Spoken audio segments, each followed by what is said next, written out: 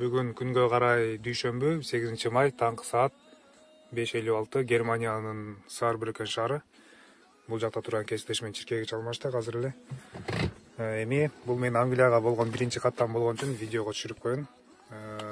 Алгач мунун салмагын текшерип алалы. Жалпы салмак 23 тонна. Бул тара вес, тара салмагы 15 тонна. 23 минус 15, 8 тонна жүгүбүз бар. Муну путевой листка жазабыз. Бул жагына толтуруп атам мынакей. 8000 килограмм Samsung'тун жүктөрү.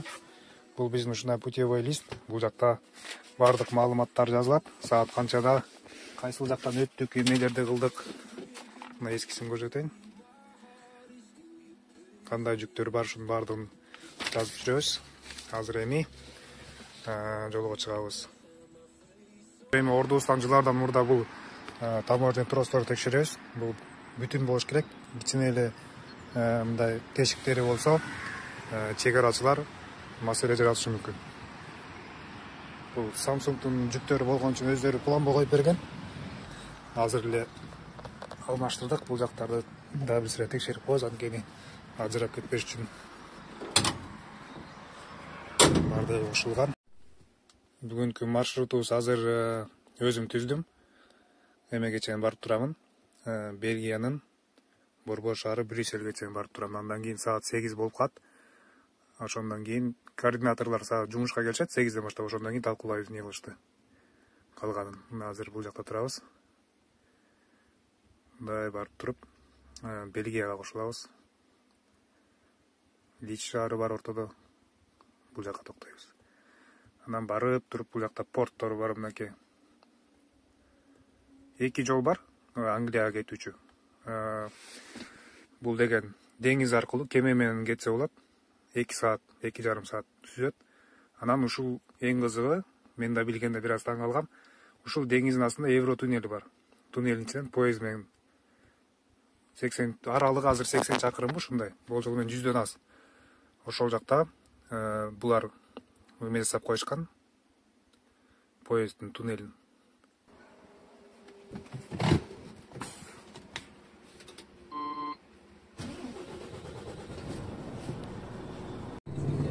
Германиянын жолдору мага өзгөчө жагат, анткени көбүнчөсү автобанда жолго чыгып туруп 85ке чыккандан кийин круизди коюп коебуз. Буттарыбыз бош.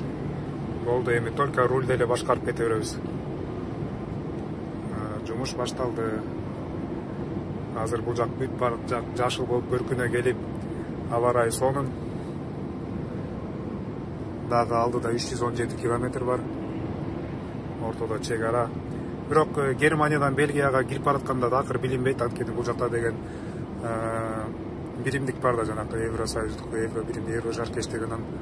Бизде деген, бизден мисалы Бишкектен балыкчыга барганда эле качан чек эмеден өткөнүңүздү билбей калат эмеспи? Ошол сыяктуу эле. Жумушту негизи таңда баштаган жакшы, анткени биз күнүнө максимум 9-10 саат иштейбиз да. Айдоо убактысы боюнчадан эрте баштасак эрте бүтүрөбүз деген сөз. Ошол өзгөчө Германияда ЛКВлар үчүн орун табуу, парковка табуу өтө маселе. Ал жагы өзүнчө бир драма.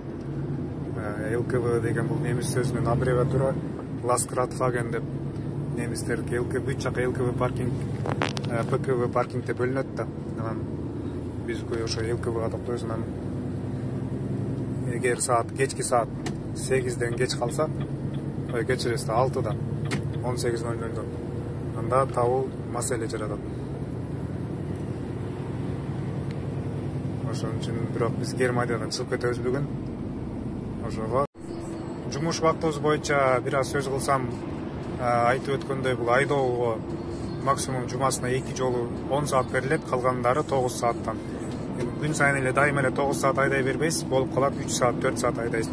Ошол эң айдаган эле убактысы. Анан бизде 3кө бөлүнөт да, айдаган жумуш, анан жанакындай прочие жумуш деп коюн сыяктуу, такой режим боюнча молоток, жанагы чиркегичти тейлөө, алар башка саат убактысы. Эми биздин иш бөлмөсү менен жаткан бөлмөбүздүн аралыгы бир кадам болгон үчүн эле бизге көп деле билине бербейт. Бирок жалпы алып караганда иш убактыбыз 12 саатка чейин созулуп кетет. Биздин жумуш ар кандай болуп калат. Мисалы түшкү саат 2-де башталып калышы мүмкүн, таңкы саат 2-де. Негизи көп машиналар менден обгон коет да. Бүгүн мен моодан обгон коеюнчу. Анткени могул биздин чектөөбүз бар, фирма коюп берген, ушу механиктер 85-тен ашпайт түз жолдо. Мындай ылдый жакка кеткенде 110го чейин түшүп кете берет.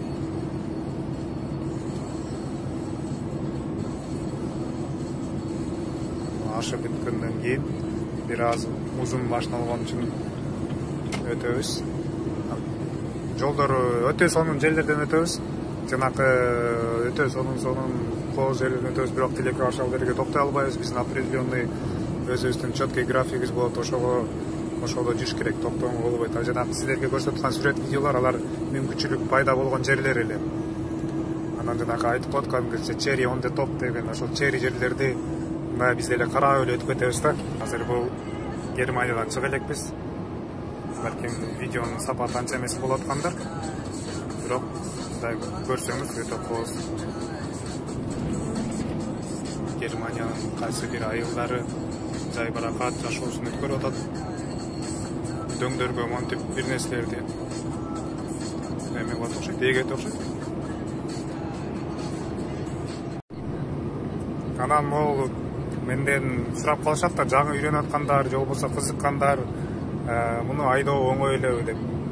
Оңой, анткени бул деген манжалар менен эле башкарабыз. Дегеним бул канчалык машина жаңы болгон сайын аны башкаруу да ошончолук жеңил болот. Бул Renault үлгүсүндөгү тигач машина, ошону француздар чыгарат. Функциялары бар, мисалы деген жанагы ACC, Adaptive Cruise Control, радарлар аркылуу деген азыр кошулуп турат. Алдыдагы машина чыгып калса, ошону таап алат да, анан ошол деген гүйлөнсө гүйлөнөт, токтосо токтойт, ошол машинаны ээрчип кете берет. Анан дагы мындай полосадан мисалы чыгып көрсөк, кийинден ушундай белги берет, чыгып баратасың дегенчи. Ушундай функциялары бар, круиз контроль бар, аны деген жанагы кошуп коесуз да, буттарыңыз бош тура берет. Демек сиз бул жерде түз баратканда деген рульду башкарып эле кете бересиз. Анан түшүп атканда, чыгып атканда анда ошондо круизден ажыратып, мануалга коюп, ретарда менен колдонуп, ошентип айдайбыз. Негизи жалпы алып караганда оңой, а бирок жанакы артка парковка кылуу, ориентир алуу бул эски машиналарда эле ошол жакты кылдатып менен үйрөнүш керек. Азыр бул деген функциялар жеңил болгончо түз айдап кете берет, маселеси жок, тажрыйбасы жок айдоочу деле түзгө айдап кете берет. Анан биз деген жеңил машиналардан айырмабыз, биздин токтотуучу эмебиз ретарды, бизде гордый тормоз, экөө негизи айырмасы деле жок, бир эле функция аткарат. Жана кыймылдаткычты булуктуруп токтотот да. Ал болбосо основнойду баса берсеңиз, педаль аркылуу ал кызып кетсе, ысып кетсе, кийин токтоо кармабай калат. Анан 40 тонна салмак менен тормозу жок бир жакта аралап кетсеңиз, кесепети өтө начар болот. Ошон үчүн дайыма бул функцияны колдонуп жүрөбүз. Бул деген мисалы 85-те кетип атат, азыр муну мен иштетсем 15-ке чейин түшүрүп бериши мүмкүн. Андан ары педальды басып токтотуп алабыз. Ушуну өзгөчөлүгү ушул. Анан blind zone, жанакы angel mode көрүнбөгөн аймактары чоң, ошол жактарды эске алыш керек. Мына ушундай өзгөчөлүктөрү бар. Мына азыр мисалда көрсөтөйүн. Азыр бул круизди ажыратып койсок, спускта кетип атат да, көрдүңүзбү? Бул скорость ылдамдык өсүп атат. Демек биз азыр коштум. Экинчи положенияга коштум, көрдүңүзбү? Бул азыр өзүнөн өзү жанакы кыймылдаткыч булугуп токтоп атат. Азыр мен педальды баспай элем, өзү акырын токтоп атат. Ушул деп муну кошуп ажыратып ошентип ушул жактан Германиядан чыгып, азыр Бельгияга кирдик. Жанакы белгини тартпай калдым, белги деле тартпаган себеби бат эле өтүп кеттик да, жол белгиси болот. Бельгиянын кош келдиң деген. Анан эч кандай талаа эле жерге ошондо коюп койгон, ортосунда чек арада эч кандай көзөмөл жок. Бул жакта аппараттан жанагы эме кылабыз, каттайбыз. Чек арадан өттүм деп кагазды да толтурабыз, ушул саатта, ушул мүнөттө ушул күнү өттүм деп жазып коебуз. Кийин аны офиске жөнөтөбүз. Азыр Бельгиянын Лидж шаарына жакындап калдык. Ал жактан май куябыз. Анан дальше кетебиз. Азыр мына заправкага келип, мындай дизель картабыз болот, ушу менен толтурабыз. Муну алабыз.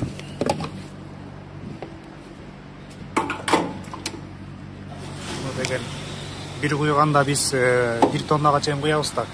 500 ошон үчүн мындай дайыма замокто жүрөт. Урдатып койсок, айдоочу өзү кайсы бир деңгээлде жоопкерчилик тартат. Мына коопсуздук эрежелери сакталбаган болсо. Bunun bir bazı euro, 1 euro 600 cent. Чектерди сактап коебуз. Кийин офиске жөнөтөбүз буларды отчет кылып. Көбүнчө ушу Бельгиядан май куябыз, анткени бул жак арзаныраак башкаларга салыштырмалуу. Мисалы, Германиядан такыр куйбайбыз. Emergency болгондо эле куябыз, арзаныраак жерге жетип алыш үчүн. Азыр биринчи парковкага келип, бул жактан токтоп туруп, кийинки тапшырмаларды текшеребиз. Жанакы айтып өткөндөй түз айдап кете беребиз да, бирок муну артка коюп атканда ушул жактарды билиш керек. Рульду каяка бурулат, кантип эме кылат ушунун баарын.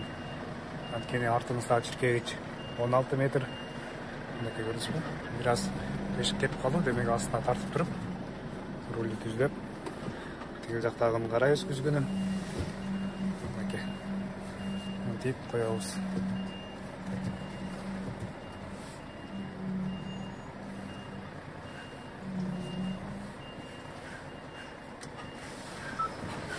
Ушинтип линия менен коюш керек. Азыр диспетчер менен жазышып өттүм. Бул кааласаң ушул жерде жумушту жыйынтыктай бер, же болбосо да кетсең болот дейт. Ошон үчүн мен азыр жыйынтыктагым келбей эле Брюссельдин Лидж шаарына чыгып келүү мүмкүнчүлүгү бар. Бирок ал жерде көрүп бүткөнмүн.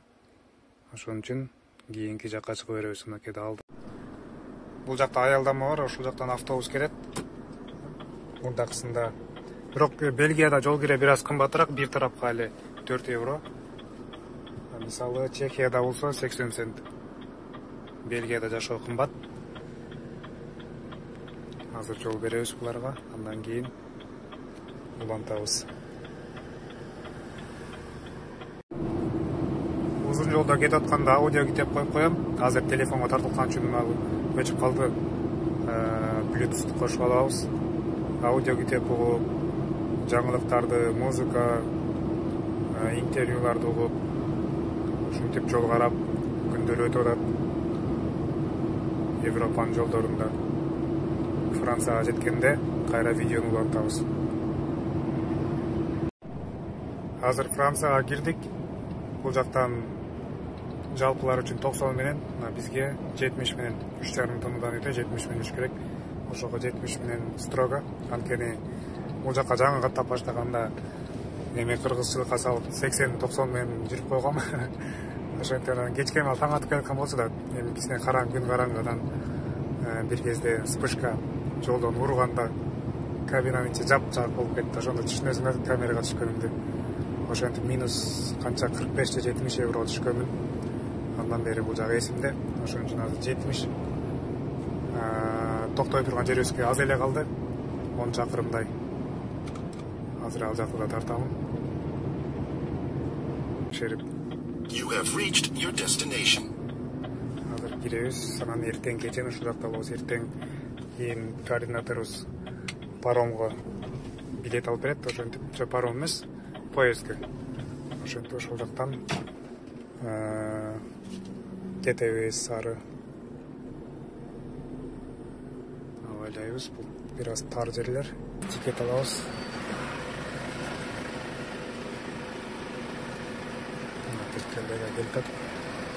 Тикет алып, эми киребиз. Азыр бул жакта бир орун бар экен, ушул жерге коебуз азыр.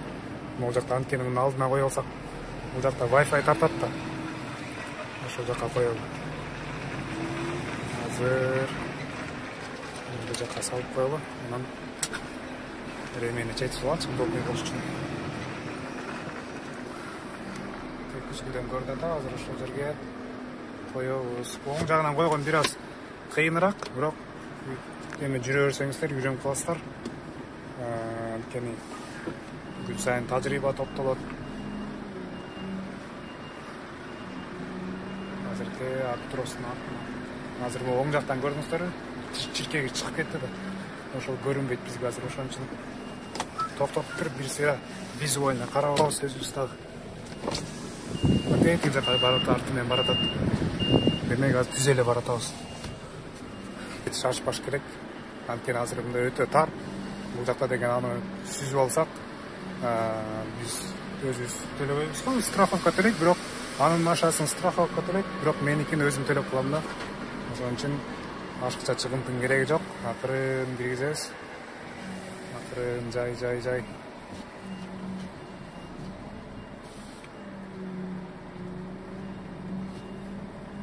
Азыр бул жакта эле көрүнбөй турат да, көрүңүздөр, бул жактын арт жагы слепой зона бул жакка качып кетти. Эми акырын жай түртөрөбүз гана. Дагы жол көрүп алабыз, эмне болуп атат. Мынакей. Демек түз эле келатат. Эч шашпайбыз, бизди шаштырган эч ким жок. Түшүрөбүз. Демек азыр бир колдоп койгондо да бир аз ыңгайсыз болот атат. Анткени бирөөсү менен видео тартып атам.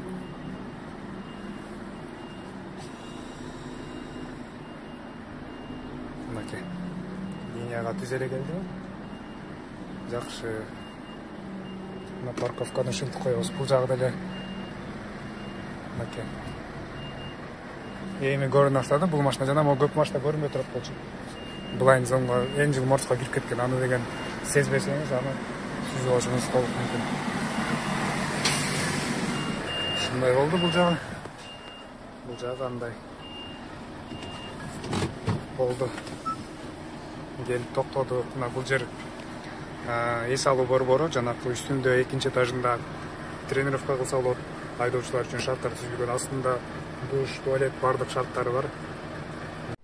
Азыр эртеңки күнүн тартып баштадым. Ортодон 17 саат 52 мүнөт эс алдык. Жакта ошол Англияга каттап жүргөн бул жактагы бир украин кесиптеш бар, түшүндүрүп атат. Ошону угуп отурам. Анан бул жакта тапшырма, чек-лист бардыгын толтуруш керек, анткени көзөмөл аймагы мигранттарды бүт текшерет, иттер менен текшерет. Азыр муну угуп алам, андан кийин. Ну, здесь очень большой риск аварий, потому что, они сами англичане ездят так, как уебаны. Азыр контрольный текшерүү өткөрүп атам, акыркы текшерүүнү. Бул азыр машина менен чиркегичтин ортосу. Ушул жака көбүнчө жашынышат, бирок довольно тар жер, кичине. Мисалы крутой поворот, резкий поворот бергенде, могул жактан бул чиркегичтин бурчу бул жака келгенде адамды кылчып калышы мүмкүн. Бирок бул жакта крутой повороттор өтө деле көп эмес. Мигранттар бирок кантип жашынышат, бирок алар бул жак деген мисалы алар үчүн убактылуу нерсе. Андан кийин үстүнө чыгат да, крышасы чыгып туруп, мына бул жактан могу белгини көрдүңүздөрбү? Үстүндө жанакы эме турат го. Улупка сыяктуу орустар. Бул жакта көбүнчө кесиптештер орусча да. Анан тамашалап калышат. Французы они такие улыбчивые, жизнерадостные депчи. Ошон үчүн улупка сыяктуу тешет да, бир адам бата тургандай кылып тешип туруп, үстүнөн крышасына кирип кетет. Ошондо биз Лун плаж деген шаарда турабыз. Бул жакта. Анан көбүнчө Калега токтойт элем мурда, азыр Калега токтобой калам. Мына ушул жактан аралыгы 37 километр экен. Ушул аралыкта такыр токтобойбуз. Могу мисалы бул жактан бүт тосмолордон чыккандан кийин такыр токтобойбуз. Мисалы бир жерге эле токтоп калсак кокус. Коркунуч өтө чоң жанакындай. Алар байкап атпай, ушунчалык байкабай профессионалдуу секиришет, байкабай каласыз да. Азыр кезекте турабыз, мондай азыр бүт текшерет катары менен. Лондонго визабыз. Экинчи контролдук пунктка келдик. Бул жак паспорт окшойт же документтер, СМР сыяктуулар текшереби. Ушинтип бир 3-4-өөнөн өткөнбүз. Азыр мен биринчи жолу болгон үчүн бардыгын көрөбүз. Бирок көп жерде видео тартуу мүмкүнчүлүгү жок. Азыркы жерден тикет алдык. Бул жакта паспорт көзөмөлдөө аймагы, андан кийин өтүп өткөндөн кийин S деген номерлүү тилкени ээрчип берсең табасың дейт калганын. Калгандар өтүп атат. мынакей паспорттук көзөмөлдөө аямагына келдик. Французча Дован деген бул паспортту текшерген жер. Бажы деген ошол. Азыр паспортторубуз бул жакта даяр, билетибиз даяр, бардык коштоочу документтер. Кезегибизди күтүп турабыз. Bonjour, on the passport? Yes, passport. Okay.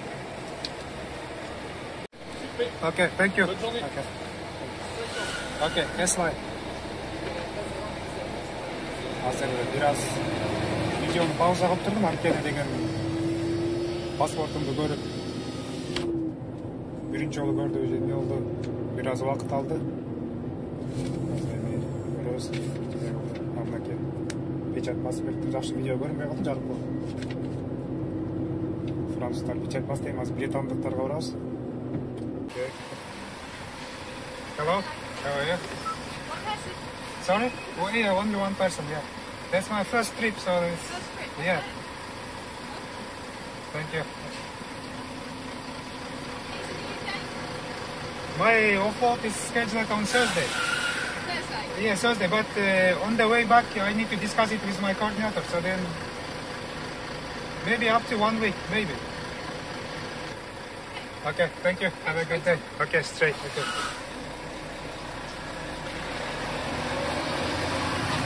Азыр британдыктардан менен алар кай кылышты? Кай кылышты британдыктар? Ананырак көрсөтөм.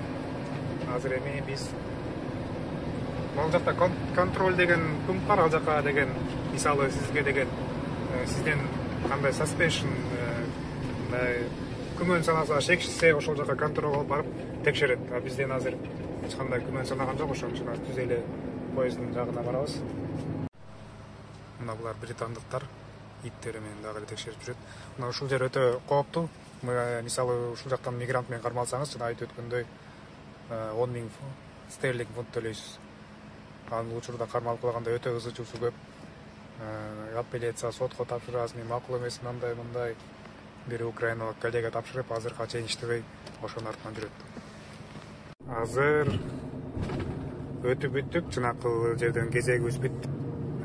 9 деп турабы. Демек, ушул жака кирип туруп, дагы кезегибизди күтөбүз. Бул жактар өтө азыр поездга, вагонго кирип атканда видео тартпай калышы мүмкүн, анткени өтө тар, кылдаттуулукту талап кылат. Туура эмес кылсаңыз, бакты тешип алышыңыз мүмкүн, жоксо дөңгөлөк тешип алсаңыз өтө чоң маселе болот. Мынакей поезд турат, артында вагондор, ошол жака жүктөйбүз азыр.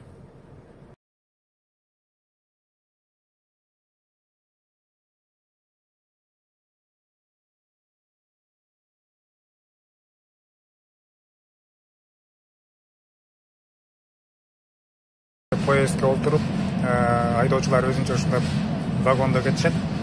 Машиналарды таштап коебуз, анткени ичине олтурсак деген ал жакта туннель менен өтүп атабыз да, анын үстүнө деген бул 250-200 чакырым менен жүрөт поезд, ошондо деген кислород жетпей калышы мүмкүн. Ошого деген биз айдоочулар ушинтип жүргөн вагонго өткөзүшөт. Эчтеке көрүнбөйт, туннелдин ичи, деңиздин асты.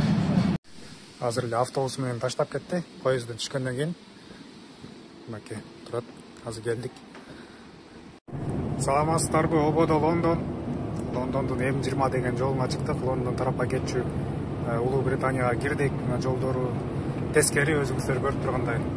Мен азыр өмүрүмдө биринчи жолу болгондо да ушундай чоң машина менен айдап атам сол тараптан. Эгер болсо, азыр биздин рулубуз деген сол жакта да. Азыр эми биз обгонго чыгыш үчүн бизге бир аз кыйынчылыктар жанакындай сыяктуу да, бизде бар го Япондун машиналары бизде жүргөн сыяктуу болуп калды эми азыр. Бирок мондай автобандарында айдаган оңой. Кыйынчылыктар балким ушундай тар жолдордо билинет бир аз. Мындай жерлерден ортосунда мындай чектөөлөр жок. Азыр мына ушундай жерге кирип бартам да. Мынакей ортосунда чектөө жок, оң менен айдаганда азыр биз кыргызчасына, европачасына встреча менен кетип атабыз да, каршы тилке менен. Парковкага келип токтодук. Биз биринчи категориядагы Samsung'тун жүктөрүн алып келген үчүн атайын координатор берген жерге токтойбуз. Samsung'тун телевизор бар, 8 тонна.